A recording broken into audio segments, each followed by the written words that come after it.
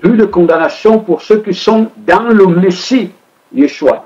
Et rappelez-vous que quand nous parlons du Maître Yeshua, je le rappelais encore à notre ami qui m'a appelé ce matin, j'ai dit qu'il faudrait que nous intégrions définitivement que quand nous parlons du Mashiach, que ça ne soit pas comme si nous parlons d'un personnage historique, mais que nous sachions que nous parlons là du Fils d'Élohim, donc qui est esprit.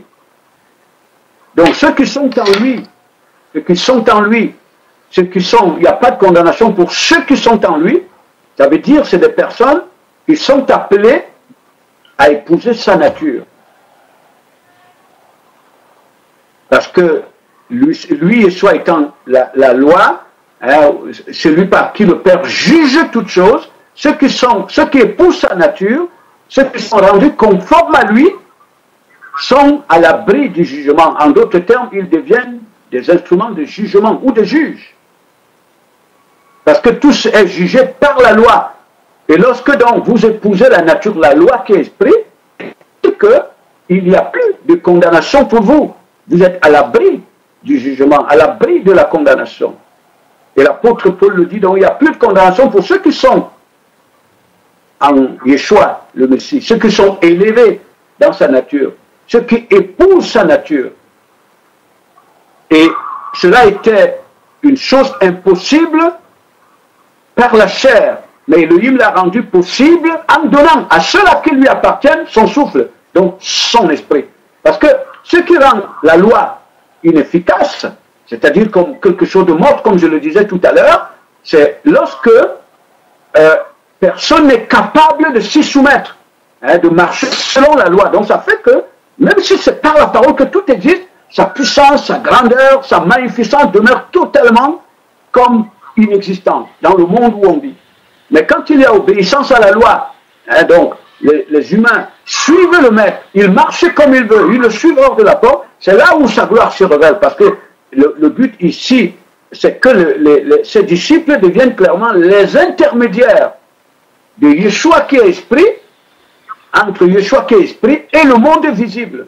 Donc au travers de la gloire du Père, au travers de son Fils se révèle par les disciples, donc par ceux qui lui obéissent en réalité. Donc c'était une chose impossible, parce que la chair la rendait possible. Ça nous renvoie à l'époque où le peuple d'Israël tentait de se conformer à la loi par ses propres moyens.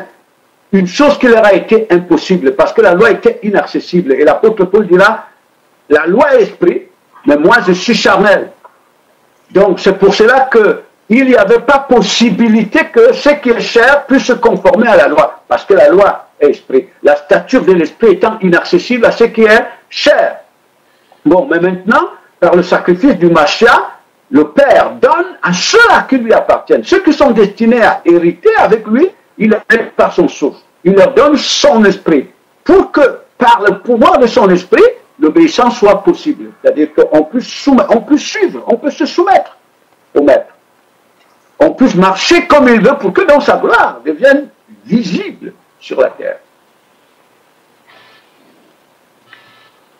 Donc, alors, vous comprenez donc que sans obéissance, il n'y a pas possibilité de conformité à la stature du Maître. On ne peut pas y accéder, parce que l'obéissance, ça coûte. Généralement, l'obéissance, ça coûte. Parce que quand on parle de l'obéissance, ici, nous parlons bien d'obéir à quelqu'un, à celui qui est esprit. Il faut le suivre. Donc cela nécessite automatiquement le sacrifice des intérêts charnels, de la dimension charnelle, de l'homme charnel, pour pouvoir suivre celui qui est esprit. Afin donc de lui permettre, bien sûr, de pouvoir se manifester, se révéler, non seulement que nous puissions entrer dans son univers, hein, que nous soyons transformés à son image, mais aussi pour que nous permettions à un grand nombre qui sont au milieu où nous sommes, dans le monde où nous sommes, d'apprécier la gloire de celui qui est esprit, mais qui peut demeurer invisible, inaccessible, aussi longtemps qu'il n'y a pas une représentation de lui dans le monde visible. Donc l'obéissance apparaît donc comme quelque chose de difficile, à la limite même, impossible à l'homme charnel, parce qu'elle coûte, elle demande à l'homme charnel de sortir de sa dimension, de ses intérêts charnels, de ses exigences charnelles, pour suivre, pour aller honorer les exigences de l'esprit qui l'attire vers lui. C'est pour ça que L'obéissance pour l'homme charnel, c'est quelque chose, on dirait même de quelque chose d'impossible. C'est pour ça que l'apôtre Paul dit clairement ainsi que l'obéissance à la loi était impossible par la chair. Donc la chair rendait la loi impuissante.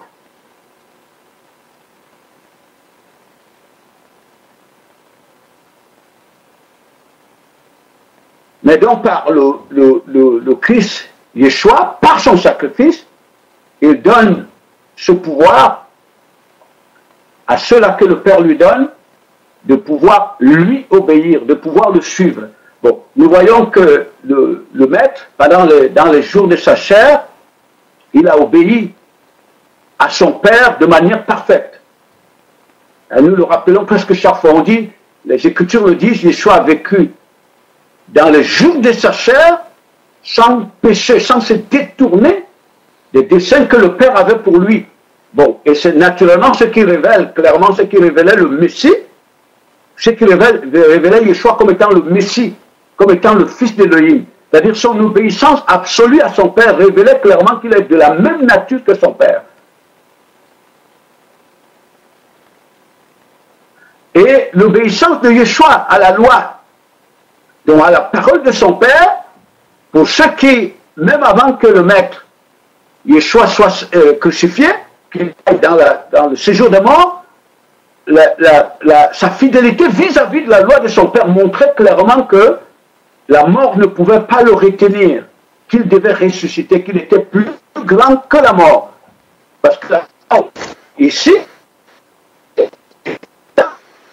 un esprit étant Satan, donc en réalité, donc ça veut dire quoi? Ça veut dire clairement dire que le pouvoir qui est donné à ceux qui sont nés d'en haut, pénétrés par l'esprit, le souffle d'Élohim, donc sortir des exigences auxquelles Satan soumet l'humanité, révèle que ces gens-là, ils sont habilités dans le culte de la créature. Donc, ça révèle donc que ceux-là sont nés d'Élohim. Et les Écritures de nous rappeler que ceux qui sont nés d'en haut triomphent du monde. Le commandement d'Élohim est facile pour ceux qui sont nés de lui. Parce que ce qui est né d'Élohim, ce qui est né d'en haut, triomphe du monde. Donc il n'y a donc pas de fusion au maître, Yeshua, sans cette disposition profonde d'obéissance. Et vous allez voir qu'il y a certaines attitudes du Seigneur qui sont très instructives, Yeshua. Excusez-moi. Quand il fait la multiplication du pain, rappelez-vous quand il fait la multiplication du pain, parce que les gens l'avaient suivi pendant 3 jours, et puis ils avaient faim. Il multiplie le pain à partir de 5 pains et 3 poissons que les disciples avaient. Il a multiplié ce pain et le poisson, les gens en ont mangé, et le lendemain, ces gens se sont mis à le chercher. Et les Écritures disent que puisque Yeshua savait, connaissait ces gens, il n'avait besoin que quelqu'un lui parlait de qui que ce soit, parce qu'il connaissait l'homme. Il savait que ces gens-là ne le cherchaient pas pour le royaume qu'il leur annonçait, c'est-à-dire le désir de ces gens, le cessant de ces gens, la passion de ces gens n'était vraiment pas de le suivre réellement, d'obéir à ses instructions, aux instructions qu'il leur donnait de la part du Père. Mais les gens le cherchaient pour le pain qu'ils avaient mangé. Donc, si vous voulez, pour leurs besoins physiologiques. Et les Écritures disent que le maître ne s'est pas fié à ces gens. Quand il les a vus venir après lui le lendemain, il ne s'est pas fié à eux. Il dit à ses disciples, allons dans des bourgades voisines pour annoncer le royaume du Père, parce que je suis venu pour que le royaume de mon Père s'étende. Or, Yeshua sait que ceux qui ne lui obéissent pas, ceux qui ne sont pas prêts à le suivre, ne sont pas favorables à l'avancement du royaume de son Père sur la terre. Hein, vous comprenez? Parce que si le royaume du Mashiach doit s'étendre, parce que sa gloire, la gloire de son Père, en lui doit se révéler, cela n'est possible qu'au travers de ceux qui lui obéissent, ceux qui sont prêts à le suivre. C'est au travers d'eux que son royaume s'étend. C'est pour ça qu'il ne s'est pas fié à ces hommes, parce qu'il a compris que c'est des gens qui n'étaient prisonniers que de leur propre intérêt. Ils n'étaient pas prêts à quitter leurs intérêts pour que le royaume d'Élohim pour servir de support pour lui servir de support pour l'expansion du royaume de son Père. Et vous allez comprendre que tout se passe à ce niveau-là, tout se passe là. Donc nous ne pouvons pas être élevés à la stature du Maître qui est esprit aussi longtemps que nous sommes prisonniers de nos idéologies. Donc c'est là le contrepoids, le contrepoids à l'obéissance. C'est là le contrepoids à l'obéissance. Et c'est pour ça que, en poursuivant la lecture du chapitre que nous avons commencé, verset 9, il dit clairement, ou alors le verset 8, verset 6, car la pensée de la chair est la mort, c'est-à-dire l'affection de la chair, l'affection de la chair. La tendance du souffle, vie et paix. Donc l'affection de la chair, c'est la mort.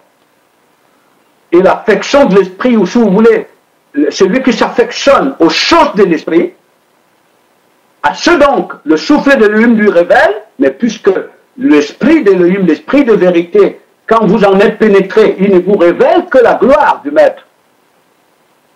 Il vous donne pour repère Yeshua, parce que Yeshua le disait aux disciples, quand le consolateur sera venu, il ne parlera pas de lui-même, il vous révélera ma gloire. Donc il sait que c'est l'esprit de vérité que le Père va donner à ses disciples qui va leur rendre le pouvoir, qui va leur donner le pouvoir de le suivre, de lui obéir, comme lui-même a obéi à son Père grâce à la puissance de cet esprit qui révélait clairement qu'il vient d'en haut.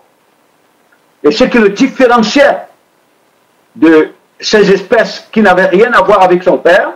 Et il sait que le même esprit, quand il vient sur les disciples, c'est pour donner aux disciples le pouvoir, les moyens, les ressources spirituelles nécessaires pour qu'ils soient ses modèles, qu'ils marchent comme lui, qu'ils marchent comme lui, qu'ils le suivent, qu'ils le suivent. Parce que le Maître donne sa vie pour que son Père soit révélé. Il dit à son Père dans la prière, Jean 17, j'ai glorifié ton nom sur la terre, j'ai révélé ton nom sur la terre. Donc, imaginez que Yeshua, il donne sa vie tout entière pour que son Père soit révélé au travers de lui. Et ce qui révèle clairement qu'il vient du Père. Et cela nous montre simplement l'importance de l'obéissance. L'importance de l'obéissance. Parce qu'il ne nous est pas demandé d'imiter le Maître Yeshua. Mais il nous a demandé, si nous sommes révélés en lui, de le suivre, de singer le Maître, de singer Yeshua. C'est-à-dire que je viens lire dans la Bible et je me force à imiter le Maître, imiter Yeshua. Parce que ceux qui se comportent comme ça confondent l'esprit qui a revêtu un corps humain, puisqu'il est dit, Yeshua est la parole faite chair. Donc il est l'esprit fait chair. Ceux qui se comportent comme ça confondent donc l'esprit à la chair. Or, c'est vraiment l'esprit qui se servait du corps humain pour révéler la gloire de son Père, Elohim. Donc ça veut dire que je ne peux pas, en étant chair, il m'est impossible de pouvoir l'imiter, de pouvoir le suivre. Ce qu'il me demande, c'est que si je suis révélé en lui, que je le suive, et que donc lui me change, me transforme à son image. Dans tous les cas, que mon corps lui serve de support pour révéler la gloire de son Père. Donc c'est vraiment là le fondement, le fondement de la fusion au Mashiach, le fondement du mariage avec l'époux. L'époux donc, l'époux qui est le Christ, le fondement du mariage. Et quand vous parcourez très attentivement, que ce soit la Torah, que ce soit les prophètes, vous allez voir que l'alliance qu'Elohim établit avec son peuple Israël, le fondement pour l'accomplissement de cette alliance, c'est l'obéissance. Parce qu'il y a une bénédiction, mais qui est au conditionnel. Il lui dit, si tu obéis, mais je te bénis. Si tu obéis, c'est-à-dire tu te soumets à la parole que je te donne, au dessein que je te révèle à travers ma parole, mais le taka, l'obéissance, c'était quoi? C'est que les nations, ce que les nations reflétaient comme puissance de séduction. Les nations qui étaient la représentation de Satan, les nations constituaient une force hostile à l'obéissance de la loi. Et c'est au même obstacle que nous sommes confrontés aujourd'hui. Parce que quand vous voyez très bien, c'est que ce dont Elohim mettait toujours en garde Israël, c'est les nations. Il lui dit, tu ne marcheras pas selon les nations. Tu n'imiteras pas la culture des nations.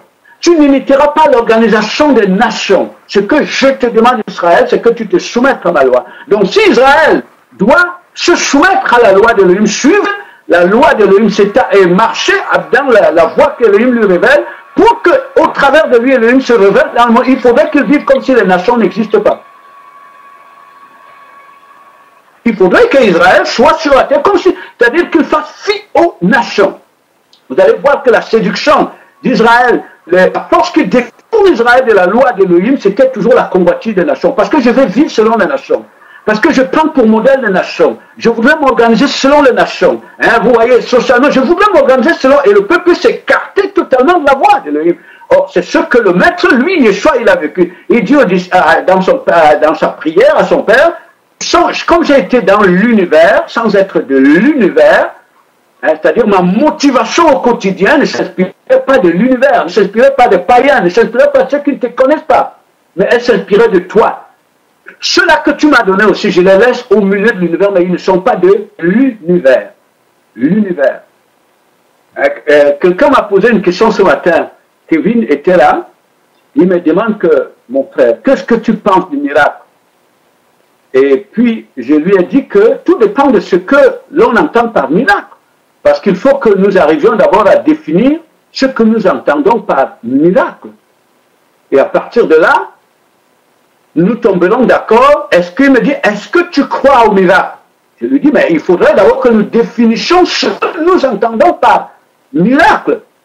Parce que moi, je suis convaincu que le plus grand miracle, le plus grand, c'est le pouvoir qui est donné aux hommes de suivre le Mashiach. J'en suis convaincu. Le plus grand miracle, c'est le pouvoir que le souffle d'Elohim, l'esprit de vérité, l'esprit de la résurrection, donne aux hommes de sortir du monde naturel pour suivre le Mashiach. Parce que c'est ce miracle même qui a révélé que Yeshua est le Messie, c'est-à-dire sa résurrection. Sa résurrection. Hein? Rappelez-vous, les Écritures nous disent que si vous êtes ressuscité avec Yeshua, mais cherchez les choses qui sont en haut. C'est le plus grand miracle. Lui, là, Satan n'a pas le pouvoir de le faire. Il n'a pas le pouvoir, lui-même, ayant perdu la nature d'en haut, il n'a aucun pouvoir de se soumettre à la loi. Aucun. Il n'en a plus. Aucun. Donc, vous ne pouvez pas vous soumettre à Elohim, c'est-à-dire obéir à la loi si vous êtes d'une nature opposée à la loi. C'est impossible. Alors, donc, je lui disais donc que c'est ça, pour moi, c'est ça le plus grand miracle. Parce que ça nous permet de sortir du naturel, de l'univers du mal, contrôlé par le mal, pour entrer dans la sphère de notre Père, à travers le Mashiach. Le reste, là, c'est plus sûr, c'est lui qui l'accomplit. Le reste, les œuvres qu'il doit accomplir dans le monde, c'est lui qui l'accomplit. Mais si nous considérons comme miracle quand arrache la lune pour la ramener sur la terre, nous considérons comme miracle quelqu'un qui marche sur les eaux. L'Antéchrist vient, il va faire des prodiges extraordinaires. Et comme pour nous, toute œuvre extraterrestre, c'est Dieu, nous allons l'Antéchrist comme Dieu. Et je lui disais en plus que, mais la transformation, regardons les nations du monde, ce qu'on appelle puissance des nations, c'est les plus grands miracles. Ce sont les œuvres des êtres qui viennent d'en haut. Transformation du monde, industrie, tout ce que nous voyons sur la terre, mais c'est des miracles. C'est des miracles extraordinaires. Mais ces miracles-là, ces œuvres-là ne viennent pas d'Elohim. Donc, miracles, ce sont les œuvres du monde, si vous voulez, du monde surnaturel, du monde au-dessus du naturel. Hein, ce sont les œuvres qui réalisent dans le monde visible. Donc, le plus grand miracle, c'est le pouvoir qui est donné aux hommes de suivre le Maître, Yeshua, de suivre Yeshua. C'est le plus grand miracle, l'obéissance à la loi d'Elohim. Ce qui montre clairement que celui qui est en vous est plus grand que celui qui est dans le monde. Que l'esprit qui est en vous est plus grand que l'esprit qui gouverne le monde, c'est-à-dire Satan. Pour ce que le Maître demandait donc à ses disciples, à son peuple, il dit, je ne prie pas pour le monde, mais je prie pour ceux-là que tu m'as donnés. Donc, que le Père nous aide à comprendre une chose. Nous ne pouvons pas être changés à l'image du Maître, Yeshua, s'il n'y a pas d'obéissance, si nous ne suivons pas. Ce n'est pas possible. Donc, ça fait qu'on n'a rien à attendre dans la transformation des gens à l'image du Mashiach s'ils n'obéissent pas, s'ils ne sont pas prêts à obéir. On n'a rien à attendre, aucun miracle, on ne peut attendre. Parce que, remarquez, je pense que vous étudiez très bien les évangiles. Vous allez voir que Yeshua n'a pu faire aucun miracle vis-à-vis d'un individu qui ne croyait pas en lui. Aucun. Il est même dit qu'un jour, il est allé dans le village où il est né. Puisque ces gens-là ne croyaient pas en lui, les Écritures signifient clairement qu'il n'a pas pu faire de miracles parce que personne ne croyait en lui. Et il dit aux pharisiens, encore un peu de temps, vous ne me verrez plus et vous ne pouvez venir où je vais. C'est pourquoi j'ai dit, vous allez mourir dans votre état. C'est-à-dire dans votre péché. C'est ce qu'il leur dit. Vous allez mourir dans votre péché. C'est-à-dire, rien ne peut vous changer puisque vous ne croyez pas en moi. Vous n'êtes pas prêt à quitter vos intérêts biologiques et physiologiques. Vous n'êtes pas prêt à quitter vos intérêts matériels pour me suivre. Mais qu'est-ce qui va vous changer? Mais rien ne va vous changer. Et aux disciples, il dit encore un peu de temps. Vous ne me verrez plus encore un peu de temps. Vous me verrez. Parce que là où je suis, là vous allez être. Puisque c'est aux mêmes disciples qu'il dit que vous allez être baptisés. Il est vrai que vous allez boire la coupe que je vais boire. Et vous allez être baptisés du même baptême que moi. Parce que ces gens avaient, le maître savait, ils avaient reçu le même souffle, le souffle de son père, le même par lequel lui, il a obéi à son père. Ses disciples l'ont reçu et ils vont le suivre. Donc c'est au travers de ces personnes que le royaume du Père s'étend sur la terre. C'est au travers de ces personnes que la puissance d'Élohim à travers son Fils se révèle. Au travers de tels hommes. Et c'est aussi donc l'attente de la création. Donc il est dit qu'elle est subordonnée à l'adoration de Satan. Un culte lui est imposé, ce culte, c'est Satan qui le lui impose. Cette création attend donc la révélation des fils pour sortir de sa servitude.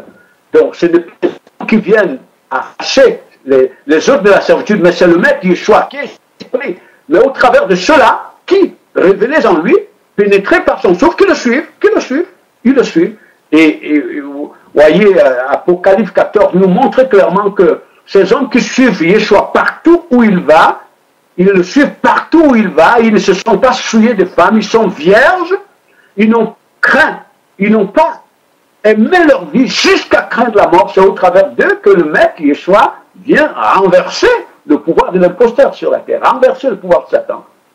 Donc, c'est là la portée d'entrée au miracle. La suite, c'est quelque chose de très simple. Puisque c'est lui qui vient d'en haut, Yeshua, il a la tête. Il est à la tête de la création. Il n'y a rien qui puisse lui résister. C'est pour ça qu'il disait aux disciples, si votre adhérence est petite comme un grain de sénévé, vous seriez capable de dire à la montagne, ôte-toi de là. Et jette-toi dans la mer. Et il dit, rien ne vous serait impossible. Pourquoi? Parce que vous allez sortir de vos limites pour entrer dans l'univers sans limite qui est le maître, qui est lui. Et c'est lui qui va se déployer au travers de vous. Donc, à partir de là, comprenons donc, je disais ça à ce frère ce matin, que le très grand danger, c'est que les gens sortent des religions, totalement des religions, parce que ce qui caractérise l'homme naturel, l'homme animal, hein, et donc l'homme animal qui compose totalement les religions sur la terre, mais c'est la haine, c'est l'absence totale de l'obéissance à celui qui vient d'en haut, celui qui est le Messie. Et d'où on ne peut pas donc vivre le miracle de la transformation. Or, nous sommes appelés à aller, comme disaient les premiers, de gloire en gloire, de gloire en gloire dans la transformation à l'image du Maître, de gloire en gloire, parce que au fur et à mesure que vous avancez dans la fusion en lui, vous accédez dans la connaissance du Père Elohim. Donc on ne peut pas connaître le Père autrement que par le Fils, par la pénétration du Fils, c'est-à-dire que par la fusion avec le Fils, par la filiation avec le Fils, hein, par un lien de filiation avec le Fils, donc avec l'Esprit. Les disciples, dont en réalité les vrais disciples, ou les vrais témoins du Maître, c'est des êtres spirituels. C'est des gens qui aspirent à devenir des esprits dans le Maître. c'est des gens qui aspirent à devenir des esprits dans le maître. Le maître, Yeshua étant l'esprit vivifiant. Et tout en sachant qu'en étant que chair, on est condamné à être gouverné par le mal. On n'a pas de choix. Voilà. Donc, comme nous voulons souvent que nos moments de partage soient interactifs, je vais vous laisser le temps de réagir. Ce qui nous continuera, vous réagissez soit par des questions ou même par compréhension, mais que nous le comprenions. Vraiment, c'est très, très, très, très, très important et que le Père nous aide à pouvoir le percevoir parce que le Maître, le Seigneur Yeshua a dit sur la croix, tout est accompli. Tout est accompli. Tout est accompli, c'est-à-dire ce qui était inaccessible aux hommes. Donc ça veut dire l'obéissance à la loi. C'est pour ça que tous, les Moïse, les prophètes d'Israël, les David, ils attendaient. Mais la stature leur a été, ils l'ont salué de loin. Ils ont salué de loin cet héritage. C'est lui que Yeshua rend manifeste sur la terre. C'est pourquoi il dit aux disciples, mais vous êtes heureux parce que les choses que les rois d'Israël et les prophètes ont saluées de loin, vous les voyez. C'est pour ça qu'il dit sur la croix, tout est accompli. Donc, par son sacrifice, les portes ont été ouvertes. Et il dit aux disciples, quand le consolateur sera venu, l'esprit de mon Père que vous allez recevoir, l'esprit, son maître, son souffle, qui va vous ouvrir l'intelligence pour que vous perceviez ma gloire, qui va vous rendre capable de faire la différence entre ce qui est vil, ce qui est précieux, et vous donner le pouvoir de rejeter ce qui est vil, pour ne souffrir que pour ce qui est précieux. Quand cet esprit sera sur vous, vous me suivrez. Donc, mais pourquoi nous avons de la peine à obéir? Parce que nous sommes gouvernés par une intelligence obscurcie, mensongère. Nous trouvons précieux ce qui est vil. Et nous trouvons vil ce qui est précieux. C'est là le problème. Gouverné par une intelligence obscurcie. Une intelligence de mensonge. Et nous croyons plus au mensonge, nous croyons au mensonge qu'à la vérité. Mais l'esprit d'Élohim, l'intelligence qui vient d'en haut, l'intelligence pure, par excellence, qui ne peut subir aucune manipulation, donne le pouvoir aux hommes, confondre les valeurs. De ne plus voir la richesse là où il y a la pauvreté. De ne plus voir la sagesse là où il y a la folie. Mais de voir, c'est-à-dire d'arriver à une vraie définition des choses. C'est par cette intelligence que Yeshua a souffert dans le monde. Parce qu'il voyait où se trouve la gloire, la richesse.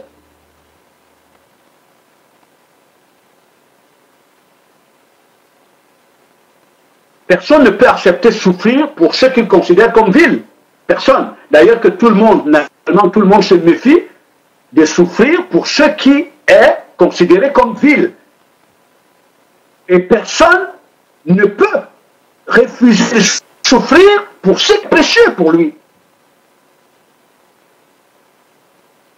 Et c'est là où l'esprit il parlait donc à travers l'apôtre Paul du renouvellement de l'intelligence. Soyez transformés par le renouvellement de l'intelligence.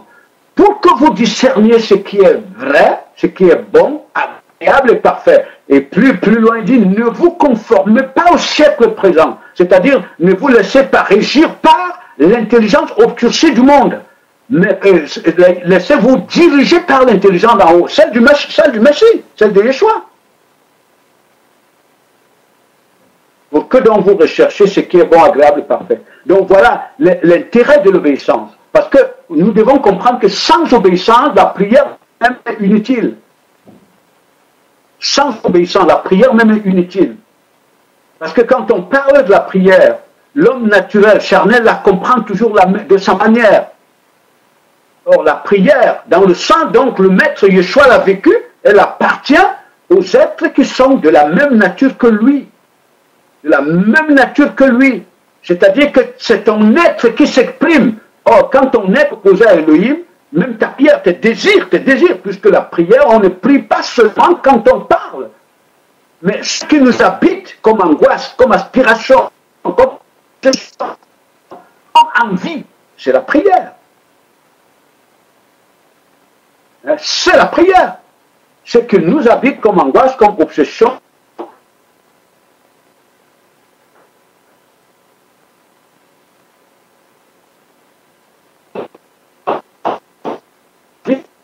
hier. Je lis ce dernier passage et puis je vous laisse le temps de réagir. C'est dans aussi combien les traductions catholiques infiltrées par Satan ont plus que infiltrées par Satan pour faire adorer Satan aux hommes, mais qui ont accompagné tranquillement des humains dans le culte de Satan, le culte de l'impie, tranquillement. Donc, Matthieu chapitre 5, verset, je vais lire des versets. Donc, vous allez juste suivre. Donc, à partir du premier verset, et voyant les foules, il monte sur la montagne et s'assied là. Ses adeptes s'approchent de lui, donc Yeshua. Il ouvre la bouche, les enseigne et dit, en marche du souffle, oui, le royaume des ciels est à eux. Comprenez très bien. C'est-à-dire que là, il parle aux disciples, il confie aux disciples les secrets du royaume en marche, les humiliés du souffle. Ça veut dire que c'est les personnes qui sont pénétrées par le souffle d'Élohim. Ces personnes-là ne sont attirées que par l'héritage que le souffle leur révèle. Celui-là, c'est le maître. Leur désir, leur obsession, c'est de se conformer au maître. Donc, ils portent le deuil dans leur chair pour aller épouser, pour aller entrer, pour s'unir au maître Yeshua. Et donc, il dit en marche, parce que dans d'autres choses, il dit heureux, mais ici, le terme est en marche. Ça veut dire que c'est des gens qui sont en marche vers la conquête du royaume, vers la fusion, mais en marche, ils le suivent.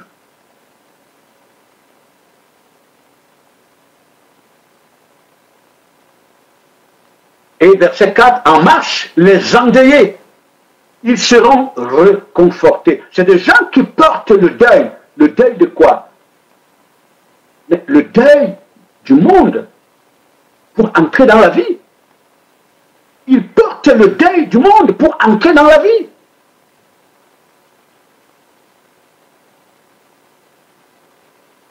Donc, ce que le maître Yeshua décrit sur les disciples, que les disciples ne comprenaient même pas encore clairement, c'est la voie dans laquelle le consolateur, l'esprit de vérité viendrait les conduire, au moment où ils en seraient pénétrés, c'est-à-dire sa voix, sa voix. Mais comment voulez-vous, mes frères et sœurs, que nous prétendions vraiment, que nous pensions accéder à la stature du maître, alors que notre peur même c'est d'obéir au Mashiach? C'est-à-dire que des fois, quand je me pose la question, je n'arrive pas à comprendre comment imaginer. Nous sommes dans un monde où, pour avoir un salaire à la fin du mois, il faut aller travailler. Il faut investir, hein. Mais quelqu'un qui a peur d'aller travailler, et à la fin du mois, il attend de recevoir l'argent. Je ne sais pas vraiment comment vous pouvez être convaincu. Elle dit que nous respectons les principes du monde, mais nous pensons que non. Elohim, lui, vraiment, c'est quelqu'un de passif qui n'appliquera pas à la rigueur ses principes.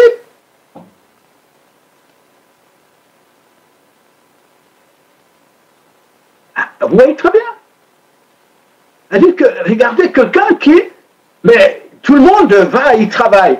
À la fin du mois, parce que la fin du mois, c'est on vous donne,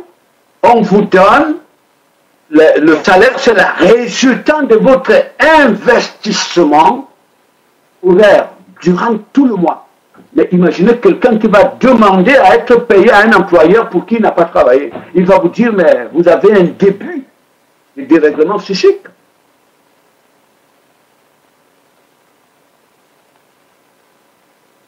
Mais vous avez un début de dérèglement psychique. Mais Elohim, il est juste. Elohim, il est juste. Yeshua l'a décrit clairement. On donne à celui qui demande. On ouvre à celui qui frappe. Celui qui cherche trouve.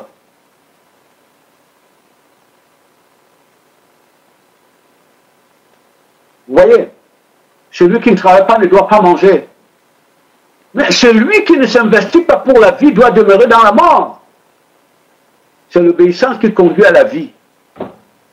C'est des principes que nous devons comprendre. Parce qu'en réalité, quand il y a des véritables disciples sur la terre, le monde peut comprendre qui est Elohim. Le monde peut comprendre que les richesses que Elohim a mis à la disposition des hommes au travers du Mashiach sont à la portée de l'humanité. Mais c'est qu'en fait, quand nous vivons, tous les jours, nous faisons dire aux hommes que la gloire du Mashiach est inaccessible aux hommes. C'est impossible qu'un homme y accède. Parce que nous-mêmes, on en a peur, on s'en méfie. je le lisais encore dans ce passage, quand vous terminez la lecture, Yeshua dit clairement que heureux celui qui écoute sa parole. Il dit celui qui écoute sa parole, obéit à sa parole, c'est-à-dire la met en pratique et enseigne aux autres à la mettre en pratique, celui-là sera appelé le plus grand dans le royaume d'Élohim. Mais celui qui écoute sa parole, ne la met pas en pratique et enseigne aux autres de ne pas la mettre en pratique, c'est le plus petit dans le royaume des cieux. Donc ça ne veut pas dire que vous allez écouter la parole du Mashiach et vous allez dire aux gens, méfiez-vous, ne la mettez pas en pratique. Ça veut dire que vous-même, votre méfiance amène à ceux que vous entourent à se méfier du Mashiach. Donc, on parle, on est dans des discours, mais dans l'action, dans le vécu quotidien, on montre clairement aux gens que non, mais si tu te soumets à lui, de cette manière, c'est très dangereux. Donc, au verset 3, en marche, les endeuillés, oui, ils seront réconfortés. Verset 4, verset 5, pardon. En marche, les humbles, oui, ils hériteront la terre. Vous savez ce que c'est qu'un humble? C'est celui qui accepte s'effacer. Un homme, quelqu'un de humble, c'est celui qui accepte s'effacer. Ça veut dire, ce que le maître donne clairement aux disciples de comprendre, ceux qui sont pénétrés par le souffle de l'Élohim, ils acceptent s'effacer pour que ce soit le maître qui s'établisse en eux pour révéler la gloire de son maître. Mais comme nous avons peur de mourir, ben, nous choisissons que le maître meure. Mais si nous étions des sauveurs, tout au moins, parce que si vraiment nous étions des sauveurs, notre obsession à ne pas mourir pour que le maître demeure invisible, cela aiderait l'humanité. Mais comme c'est Yeshua qui est le sauveur, tant que nous choisissons nous être pour que lui il disparaisse, nous faisons du mal, nous contribuons au mal, à la malédiction de l'humanité. Heureux les humbles, car le royaume des ciels, les humbles, car ils hériteront la terre. Verset 6, en marche, les affamés et les assoiffés de la justice. Regardez très bien, dans d'autres traductions, on vous dit heureux les affamés. C'est-à-dire que, alors ça a amené donc les gens à comprendre que suivre le Mashiach, c'est s'exposer à la faim.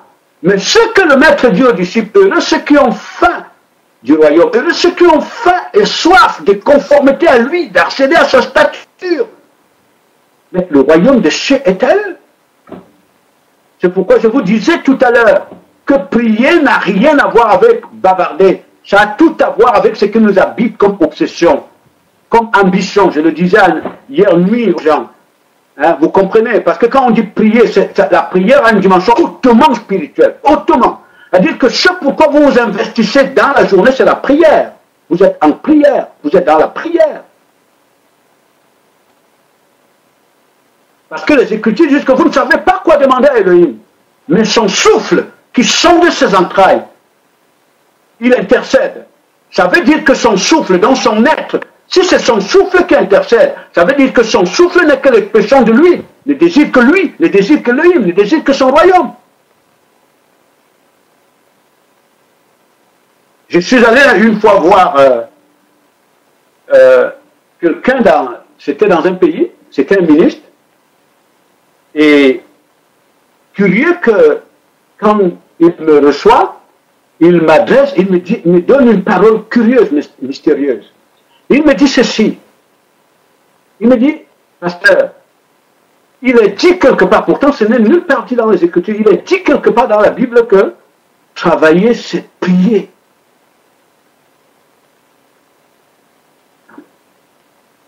Est-ce que vous comprenez? Mais en fait, on peut se mettre à rire, mais ce que l'homme dit est extrêmement, extrêmement profond. Il est dit quelque part, c'est-à-dire que lui, il veut me dire que, mais lui, même s'il ne va pas dans le groupe de prière, mais lui, il prie. C'est-à-dire, dans son investissement, il est en prière. Il prie pour transformer le monde. En tout cas, les gens qui parlent comme ça, ce n'est pas de n'importe qui, ce n'est pas des gens naïfs, c'est des gens qui comprennent très bien quand on parle de prier. Ce sont les religieux passifs qui croient que prier, c'est pour ça qu'on pense très souvent que prier, c'est vraiment parler maintenant. Les Écritures le disent, avant que votre bouche ne s'ouvre, il connaît votre être, il sait ce que vous désirez. À partir de là, on peut comprendre pourquoi nous ne changeons pas à l'image du Maître. Quand vous entrez dans la vraie dimension de prière,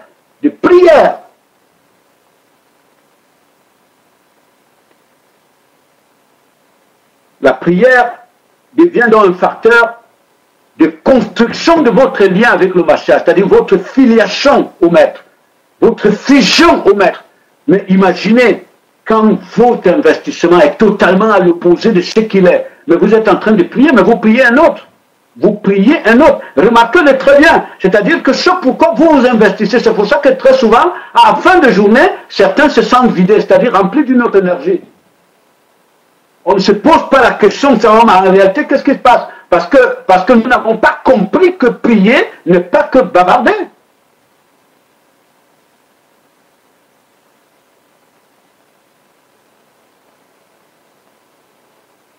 Donc, verset 8, en marche, le cœur pur, ils verront Elohim, le cœur pur, le cœur pur. On parlait de l'esprit qui est pur, c'est-à-dire cet esprit qui n'est motivé que, donc la motivation n'est que de la conformité à la gloire. C'est ça le cœur pur. Quand on parle du cœur pur, on entre dans le domaine de l'esprit, parce que dans la Bible, le cœur, ce qui est appelé cœur, hein, dans le domaine de la biologie, dans la Bible, c'est l'esprit. L'esprit, dans la dimension spirituelle, c'est l'esprit. Heureux celui qui a l'esprit pur, c'est-à-dire dont l'esprit n'aspire que la conformité au Mashiach, à ce qui est pur, celui qui est juste. C'est pour ça qu'il nous a dit que Yeshua a vécu dans le monde sans péché. C'est-à-dire que sa motivation, pas même une fois, il n'était motivé par autre chose que la conformité à son Père. C'est ce qui est dit, le plus grand commandement de la loi, c'est d'aimer Elohim de tout ton cœur, toute ton âme, toute ta force. C'est cela le cœur pur. Ils verront Elohim. Donc, cela donc, c'est le signe que ces personnes sont pénétrées par le souffle d'Elohim. Ils sont nés d'en haut. Ils sont habités par l'esprit créateur, l'intelligence créatrice. C'est par laquelle le Maître a traversé ce monde. Et donc, le sacrifice a pour résultante, puisque le Père Elohim savait que si l'homme n'est pas pénétré par le souffle de son Fils, l'esprit de son Fils, son souffle, personne ne peut sortir de ce gouffre sans fond. Personne ne peut sortir de ce séjour de mort pour s'élever au-dessus de la création, pour adorer Elohim seul. Il le savait. C'est pour ça que nous pouvons comprendre l'immensité de la bonté d'Elohim dans la souffrance de Yeshua, son sacrifice, pour ouvrir les enclos, afin que par son souffle, que nous sortions des enclos, pour entrer dans la gloire. Voilà donc l'obéissance combien. Sans l'obéissance, on ne doit pas s'attendre à aucun miracle que ce soit. C'est l'obéissance qui nous conduit à la filiation, à la transformation à l'image de notre Maître. Vous pouvez même partir du stade d'une pierre, mais vous devenez une entité intelligente. Personne n'est né, personne n'a pas besoin des êtres à la base intelligents. Il a besoin de personnes qui lui obéissent, parce que pénétré par son esprit qui lui obéissent. Et c'est là où nous entrons dans l'intelligence. C'est lui qui est l'intelligence. Elohim n'a pas besoin, le Maître d'ailleurs, Yeshua l'a dit, je ne suis pas venu pour ceux qui sont justes. Je ne suis pas venu pour ceux qui sont purs. Je suis venu pour les injustes, mais qui mouillent, ceux qui sont malades, mais qui sont conscients qu'ils ont besoin du médecin. C'est pour eux que je suis venu. Mais si quelqu'un est malade, hein, dans notre état, si nous n'en sommes pas conscients, c'est là où nous ne réalisons pas le prix de l'obéissance.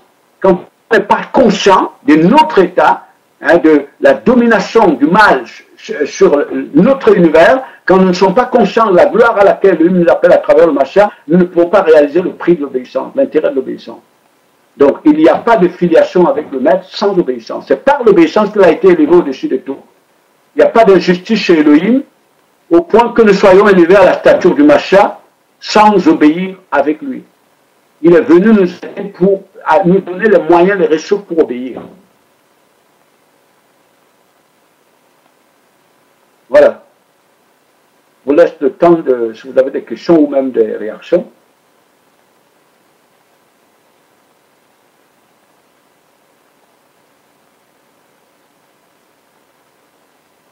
Est-ce qu'on s'écoute?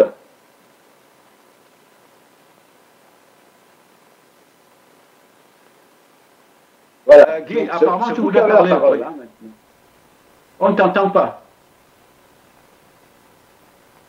Activer mon micro, j'étais en train d'écouter. Oui, oui, mais sinon, je peux quand même apporter une petite contribution. Oui. Apporter une contribution qui m'a été rappelée ce matin de nous. C'est à savoir, j'étais en train d'admirer les héros de la foi dans la parole, en l'occurrence Abraham, son niveau d'obéissance. Et le frère avec qui il discutait me rappelait que les épreuves d'obéissance, Abraham a connu son crescendo sur une trentaine d'années. Il y a eu des épreuves de début et des épreuves suprêmes qui étaient le sacrifice de son fils unique. Donc le Seigneur va nous conduire dans des épreuves qui vont nous permettre d'évaluer notre niveau d'obéissance. Mais ce sera progressif à la mesure de notre réceptivité, de notre disponibilité à obéir qu'il connaît. Il ne va pas nous soumettre à des épreuves qui vont nous détruire. Mais aussi longtemps que nous ne faisons pas le pas, on ne va pas avancer. Et ce sera chacun selon sa disponibilité à obéir que nous allons avancer. Et comme lui nous connaît, s'il sait qu'il y a encore peur, des inquiétudes, des hésitations, il ne viendra pas nous brusquer outre mesure. Donc quand il va demander à son partenaire Abraham de sacrifier son fils, il sait à qui il s'adresse. Il sait que c'est quelqu'un qui l'a formé pendant une trentaine d'années et plus, quelqu'un qui l'a éprouvé et qui a connu qui il est. Il sait jusqu'où il fait confiance. Donc nous devons parcourir, faire notre chemin d'obéissance vers cette excellence de l'obéissance pour que le Seigneur puisse utiliser efficacement. Mais c'est nous qui pouvons retarder notre croissance, notre attachement aux béquilles que nous avons emportées du monde et que nous avons du mal à relâcher. Parce que l'image que je recevais de l'obéissance, c'était une image telle que on s'imagine qu'on est dans un avion et puis le maître nous dit plonge dans l'eau vide et moi je vais gérer ta chute. Tu ne vas pas t'écraser. C'est un niveau très élevé d'épreuve, tel que si on ne connaît pas le maître, on va dire c'est bien beau que tu sois qui tu es, mais à ce niveau tu me demandes trop. Mais il y a des petites épreuves que nous traversons qui seront dans la même lignée et auxquelles nous allons échouer, toutes petites, toutes discrètes, parce que nous voulons sauver notre honneur, nos revenus, nos relations, notre dignité, et voire même notre mort, enfin notre vie, comme nous disons souvent. Donc nous devons être sensibles à ces différentes épreuves. À mesure que nous échouons à ces épreuves, il n'y aura pas l'épreuve la suivante. Nous allons tourner en rond, dans le même niveau, j'ai failli dire dans le langage séculier, dans la même classe, parce qu'on n'a pas fait le pas pour aller au prochain niveau. Donc nous devons être sensibles à notre quotidien. Ce ne sera pas toujours des grandes épreuves à l'Abraham, mais si nous échouons déjà dans les petites choses, il ne saura pas nous confier les grandes. Et on aura tourné en rond sans vraiment avancer. Et on sera étonné de voir que rien ne se passe. Et la parole des autres, finalement, cette parole n'est pas vraie, alors que c'est nous qui n'avons pas d'obéissance. C'est la contribution que je voulais apporter. Merci beaucoup Guy, merci. Oui, Daniel, avant que tu dises quelque chose, par rapport à ce que Guy dit qui est très important, que nous devons noter, parce que le maître dit, il est possible, tout est possible à celui qui croit, qui adhère, parce que ne séparez pas l'adhérence et l'obéissance. C'est la même chose, hein. Adhérence et obéissance, c'est la même chose. Donc aussi longtemps que nous avons peur de suivre le maître, nous ne pouvons pas prétendre dire qu'on croit, on est dans la foi des démons, c'est-à-dire on croit que Elohim existe, on croit qu'il a envoyé un fils qui est venu se sacrifier, mais on n'est pas obéissant, c'est-à-dire qu'on n'est pas dans l'adhérence. Il faut bien que nous mesurons la chose. Et autre dimension extrêmement dangereuse que nous devons comprendre, parce que les Écritures disent ceci, Elohim n'est pas un démon, il est sensible au gémissement de la création. Il connaît le poids qui est imposé actuellement à la création par Satan, il le connaît très bien. Parce que les Écritures, il disait à Moïse, j'ai écouté le cri de mon peuple, il est venu jusqu'à moi. Donc ne résumez pas l'œuvre d'Elohim à vous ou à nous qui sommes là. Sachons qu'actuellement, sur la terre, il y a certains esprits pénétrés que nous ne percevons même pas. C'est pour ça que Yeshua dit clairement que l'avènement de son royaume va surprendre tous ceux qui habitent sur la face de la terre. Parce que très souvent, quand vous ne voyez qu'à vous Vous voyez qu'autour de vous, vous ne pouvez pas réaliser à quel niveau l'armée d'Élohim se situe actuellement, où le déclenchement des hostilités va être engagé. Va être engagé, c'est-à-dire à tout moment, parce que c'est lui qui l'a dit. Il dit que l'avènement de son royaume surprendra tous ceux qui habitent sur la face de la terre. Et pourquoi cet avènement de la venue du Mashiach va surprendre tous ceux qui habitent sur la face de la terre? Parce que presque la quasi-totalité des humains sont prisonniers des besoins biologiques, des besoins physiologiques. Presque la quasi-totalité, parce que si chacun rentre en soi, vous allez réaliser que l'obéissance, c'est que nous sommes accrochés aux éléments physiologiques. Nous sommes accrochés aux besoins physiologiques. Or, Yeshua l'a averti. Celui qui voudra sauver sa vie, il la perdra. Ça, c'est Elohim qui parle à travers son fils. Celui qui voudra sauver sa vie, il la perdra.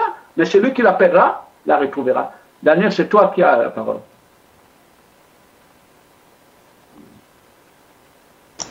En mon temps. Oui. Ok, d'accord. Oui, c'était beaucoup plus... Enfin, déjà, bonjour à tous, parce que je suis arrivé un peu en retard. Et donc, c'était beaucoup plus par rapport à l'intervention de Guy. Parce que, bon... finalement, la question que je me pose, parce que parfois, j'ai l'impression de comprendre un truc et de comprendre peut-être son contraire, ou alors, bon, ça c'est peut-être moi qui comprends mal. Mais oui. La question, c'est...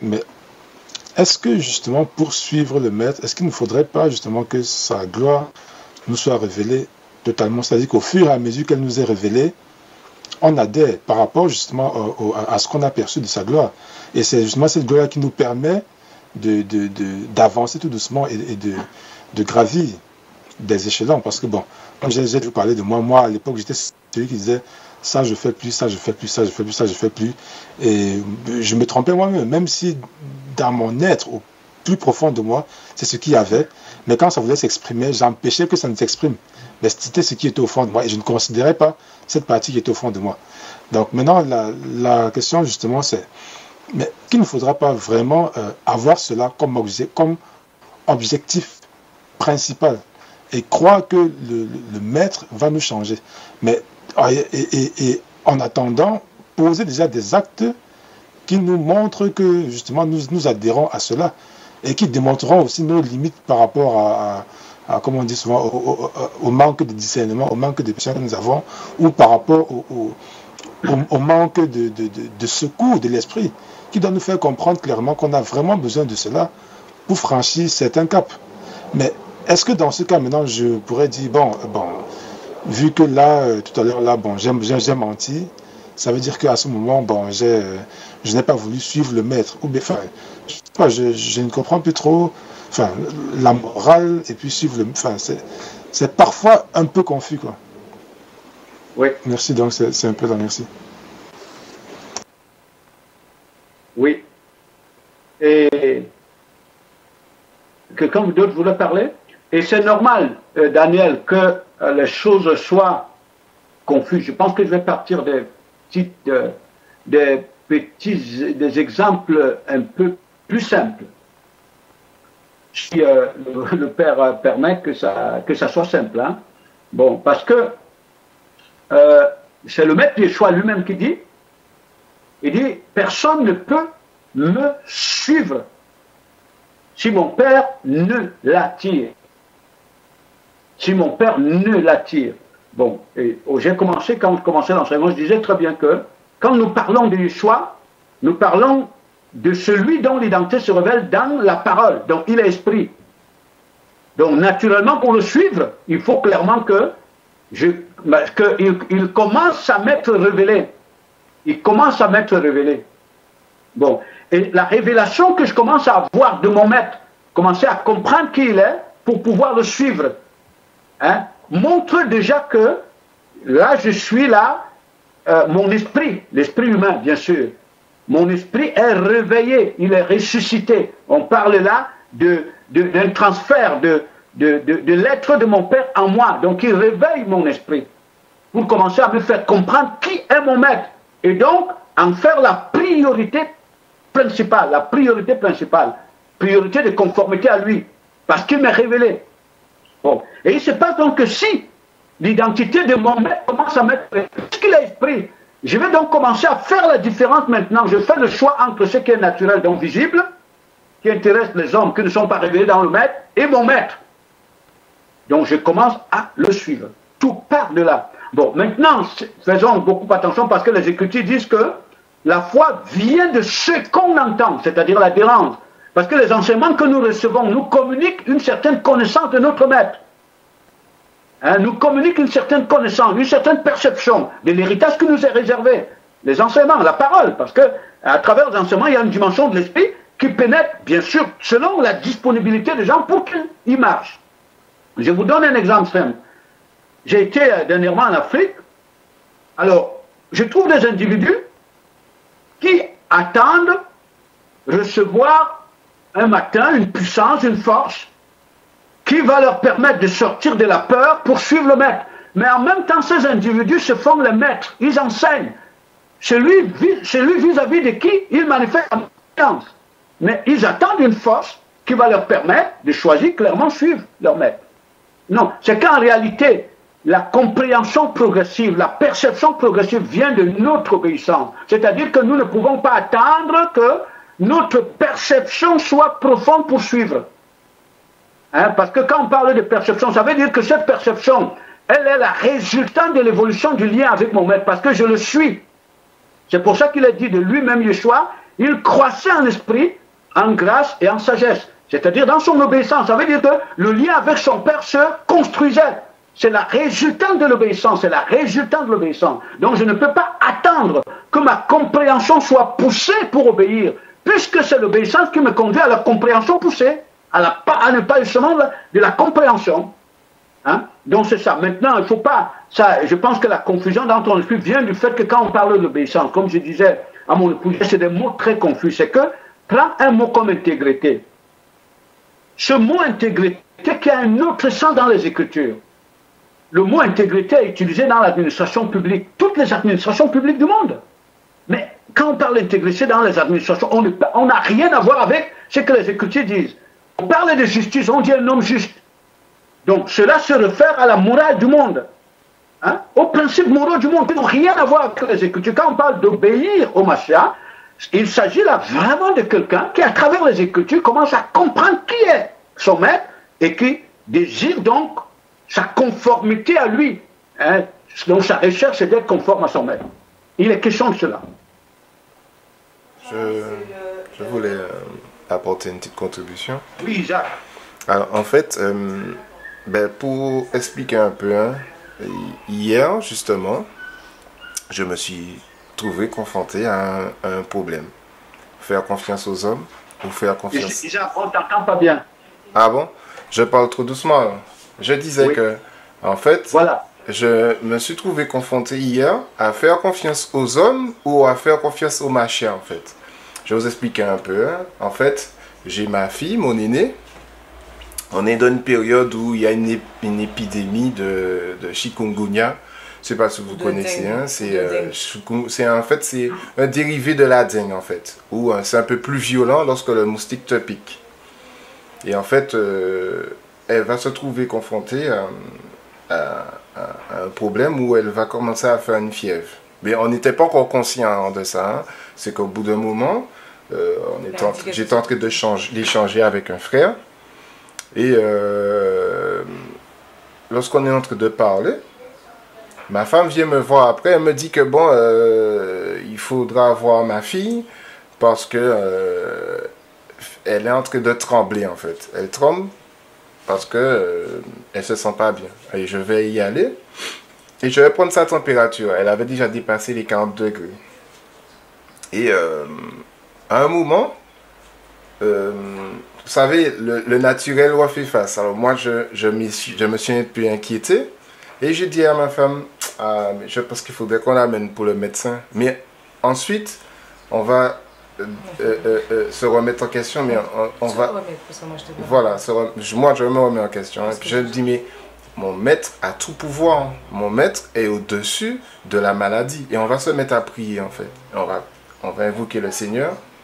Et je vais menacer justement cet esprit dans le nom de mon maître. Parce qu'en fait, je sais que lui, il a tout pouvoir. De la même manière qu'il a menacé la fièvre qui avait attaqué la belle-mère de Pierre, et la fièvre est partie, je dis bon, je vais faire confiance à mon maître. Et en fait, on a prié, on a invoqué le Seigneur et la fièvre est tombée. Après, ma fille s'est sentie bien. Justement, elle est en bonne santé. Normalement, c'est un truc qui dure une semaine, 2 semaines. Voilà. Et on a vu la gloire du maître, en fait. Et voilà, c'est un petit exemple. C'est lui faire confiance, en fait. Obéir, c'est par rapport à la révélation qui se révèle à nous, faire confiance au maître ou faire confiance à l'impie ou au naturel, en fait. Et en fait, c'est des petits détails comme ça qui nous fait grandir dans l'obéissance, en fait. Obéir au maître. Voilà. Voilà, on lui a demandé de nous montrer sa gloire, parce que il veut que nous soyons dépendants de lui.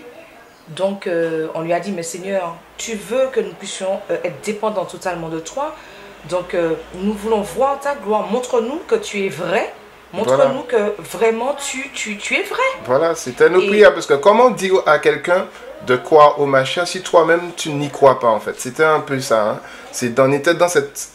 on a dit au Seigneur, mais nous, notre volonté, c'est de te faire confiance. Comment nous pouvons dire aux autres de te faire confiance si nous n'expérimentons pas ta gloire dans notre vie, en fait. C'était comme ça nos prières, en fait. Hein. Et le Seigneur a fait grâce. Et voilà. en fait, normalement, c'est une maladie qui dure 15 jours. 15 jours avec des courbatures et qui laisse des séquelles. Qui laisse des séquelles, en fait. Ouais. Et on a vraiment vu la gloire de Dieu parce que elle a été rétablie vraiment totalement. Ouais. Elle n'a absolument rien et on a vraiment vu la gloire d'Élohim. Elle faisait peut-être quoi, 10 cm tous les minutes. Et le soir, elle bougeait déjà, en fait. Elle était déjà en train de manger. Voilà. Alors, gloire soit rendue à notre Père Elohim.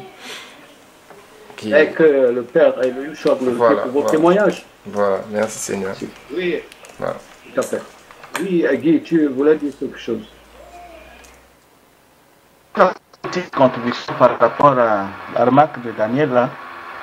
C'est qu'en fait, quand le Seigneur s'est révélé à nous au travers des enseignements, au travers des héros de la foi, au travers de ce qu'il nous parle directement, et que nous avons cru qu'il est ce qu'il dit qu'il est, il n'y a pas un moment dans notre vie où nous ne sommes pas devant des situations de choix d'obéir ou de désobéir. Je peux représenter ça comme si on était à chaque seconde de notre vie devant un choix de 10 rues, dont une seule est la voie de l'obéissance, les 9 autres sont des voies de la facilité et de la perdition. Donc l'obéissance va consister à toujours savoir discerner la voie de l'obéissance et de la suivre quel que soit le prix à payer. Parce qu'elle sera souvent pleine d'embûches, ne sera pas souvent la plus éclairée, la plus facile à pratiquer. Mais si nous avons fait le choix d'obéir, on va s'engager sachant que le maître qui est avec nous ne nous laissera pas tomber. C'est de ça en fait qu'il s'agit, de savoir discerner nos décisions à chaque seconde de notre vie pour nous assurer que nous sommes en train de prendre celle de l'obéissance et non celle de la rébellion. Ça ne va pas s'encomber de détails du genre ce que le monde a fait. C'est un peu plus grave que ça, c'est un peu plus sensible que ça. Ce sera dans des choses anodines qui n'ont même rien à voir avec le péché, mais qui sont dans le chemin, qui nous conduisent à la perdition. C'est la contribution que je voulais apporter. Amen. Amen. Ouais, Jean-Michel, tu as quelque chose?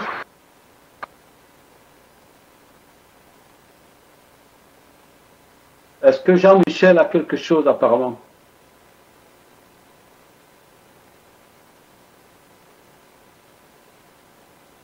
Jean-Michel, tu as quelque chose? Tu nous écoutes? Je ne sais pas, je ne sais pas s'il nous écoute. Oui, je vous écoute. Tu avais quelque chose, non? C'est-à-dire que l'intervention du frère Daniel m'a beaucoup interpellé. Et ça m'a renvoyé donc à un passage qu'on va lire si vous voulez bien. Et avant de lire ce passage, je voulais simplement, je pense qu'il est important que nous puissions comprendre une chose, c'est que les fruits, les actions, comment dirais-je, les actes de la foi, donc les actes que nous appelons donc des actes qui dépendent de la foi, sont les conséquences de notre adhérence à la foi. C'est parce qu'il y a une adhérence qu'il y a des conséquences. C'est-à-dire que je ne peux pas voir le fruit avant l'arbre. D'abord l'arbre et après le fruit. Donc, ce que nous sommes et ce que nous allons révéler, ce que nous allons témoigner, est le fruit de notre adhérence. Le fruit de notre adhérence on a bien compris, hein, adhérence et foi, c'est le même mot.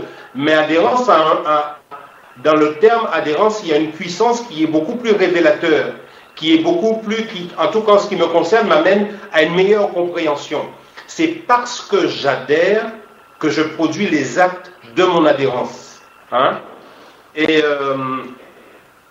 là, je pense qu'il y a un verset qui répond à ce dont Daniel a défini. Daniel a parlé donc de confusion.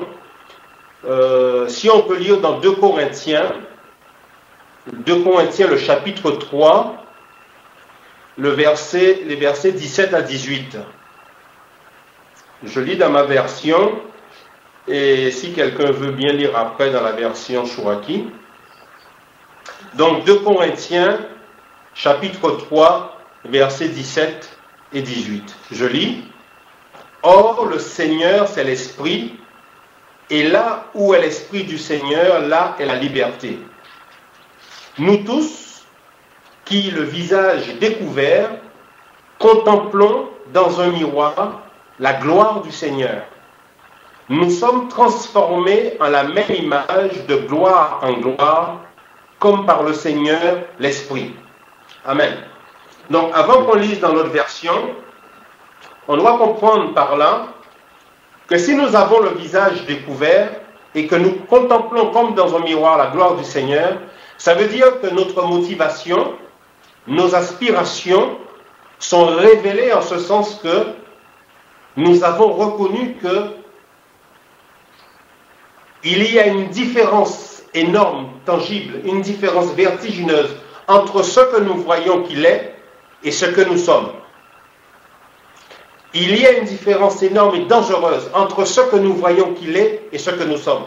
Mais nous voyons ce qu'il est parce que nous sommes conscients, par son souffle, par son intelligence, nous sommes conscients de ce que nous sommes.